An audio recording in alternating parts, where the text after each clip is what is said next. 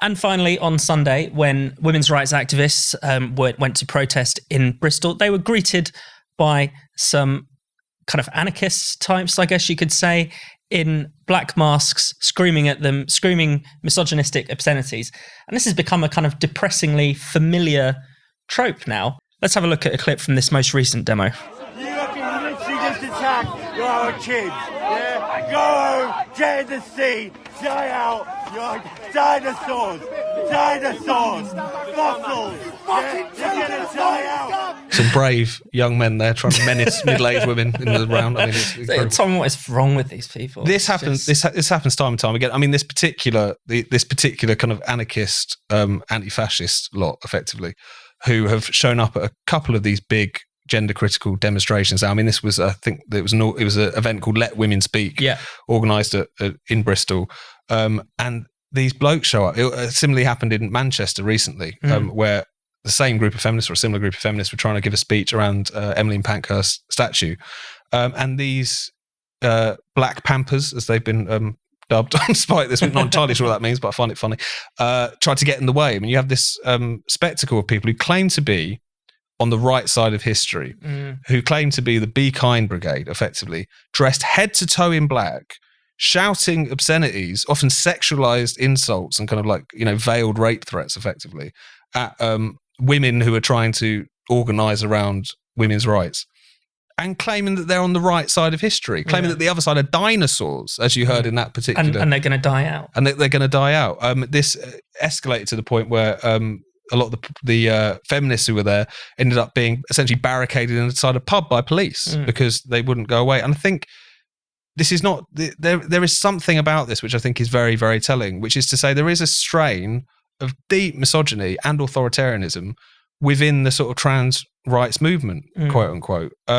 It increasingly takes this particular form and can often spill out not just from social media and the kind of threats and horrible messages that a lot of people have received, but actually in public life, in public spaces. Yeah. And it's been going on for a very long time. And I think in that you just see how ridiculous it is to have people who claim to be the good guys, and yet they're carrying on like this. Even just the look of them tells you that they don't deserve that status, definitely. Rakib, are they on the right side of history, do you think? Oh, not in a million years. Not in a million years. I've been saying it for some time, and I've written about this for us at Spike. I've always been saying that the transgender movement is fundamentally misogynistic.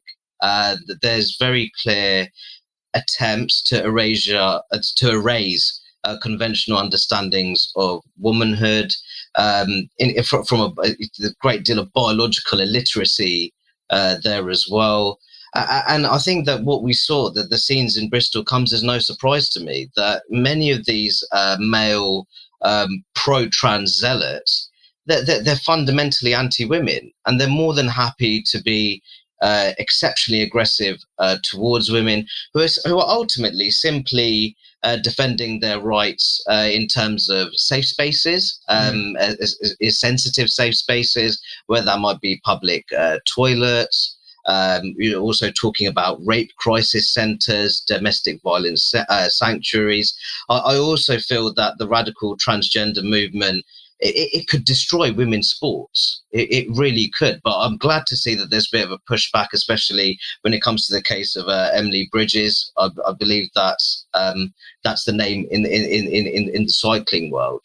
So I'm really glad to see now that there is a robust cultural pushback against this deeply authoritarian and anti-women movement.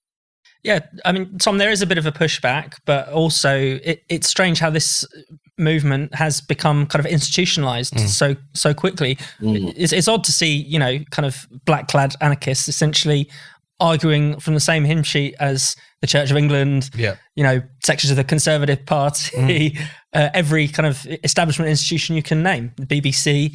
I think that's the problem in a way, is because in a sense, these people are a bit of a convenient foil. Even the kind of more mainstream organisations can say this is not what we're about. The issue is that the ideology, which seeks to basically erase the status of sex, full stop. I mean, any kind of sex-based distinctions, which is, as Rakib was saying, is so crucial to women's spaces, but also to sports, all kinds of things. It's also crucial to understanding reality as a concept. They want to erase this. And this is something which, and Joe Bartosh pointed this out in a piece for us this week about this particular protest.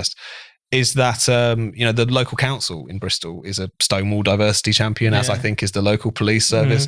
Now, I'm not trying to suggest that meant they were a soft touch in this situation or anything like that, but the ideas that these outriders represent on a certain level have already been entirely accepted by the establishment. It's one of those ideologies that the more you try to push back at it, the more it seems to just creep through anyway.